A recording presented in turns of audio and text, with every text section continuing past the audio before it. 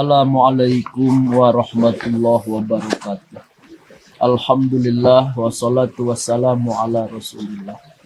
Sahabat-sahabat sekalian, jangan sekali-kali berharap kepada manusia. Secara ikhtiar kita bernegosiasi, berkomunikasi, dan berekspektasi itu sesuatu yang wajar.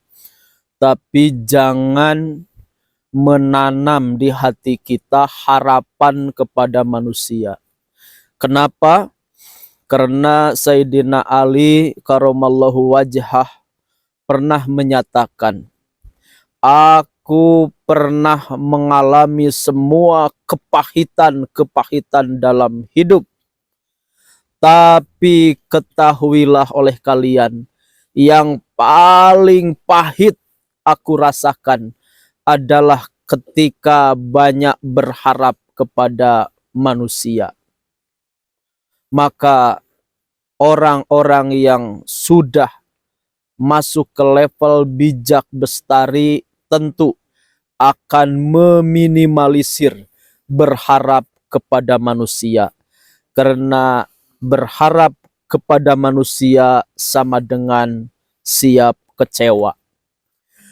Pun jangan terlalu banyak hirau dengan ucapan manusia, karena kita tidak bisa menikmati hidup, kita tidak bisa hidup dengan wajar bahkan bahagia kalau masih terus mendengarkan apa yang manusia kata.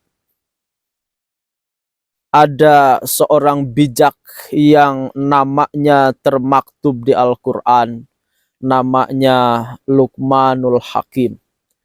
Suatu ketika dia bersama dengan anandanya memakai keledai melewati suatu kampung, dan keledai itu dinaiki oleh Luqmanul Hakim, bapaknya juga anaknya.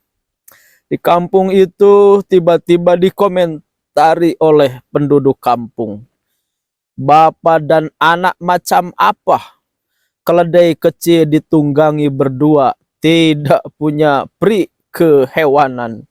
Akhirnya Luqmanul Hakim dan anaknya mungkin bermusyawarah.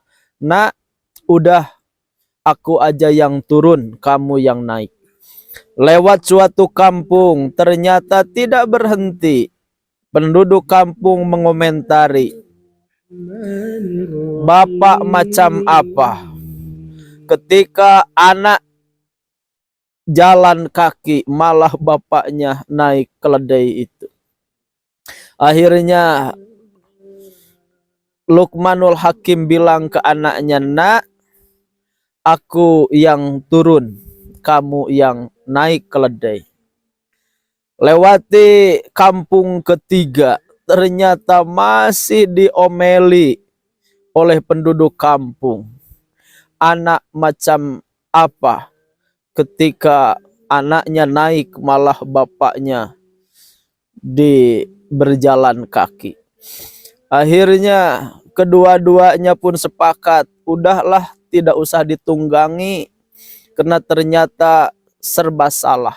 Akhirnya keledai itu tidak ditunggangi, hanya dituntun. Apakah berhenti diomongin orang? Tetap diomongin orang. Aneh, ada orang bawa kendaraan, bawa keledai, tapi tidak dinaiki. Akhirnya Luqmanul Hakim dan anaknya sampai di kesimpulan bahwa ternyata banyak mendengar ucapan orang, banyak terlalu baper ke bawah perasaan atas ucapan orang, nyinyiran orang, komentar orang. Ternyata membuat kita hidup tidak tenang, membuat hidup kita serba salah. Maka hikmah dari kisah ini bahwa yakini kebenaran, lakukan dan abaikan omongan, ucapan, komentar, dan nyinyiran dari orang-orang. Insya Allah hidup kita damai, berkah dan dalam naungan Allah jika harapan kita, roja kita kepada Allah semata. Tapi berharap kepada manusia, siap kecewa. Terima kasih. Assalamualaikum warahmatullahi wabarakatuh.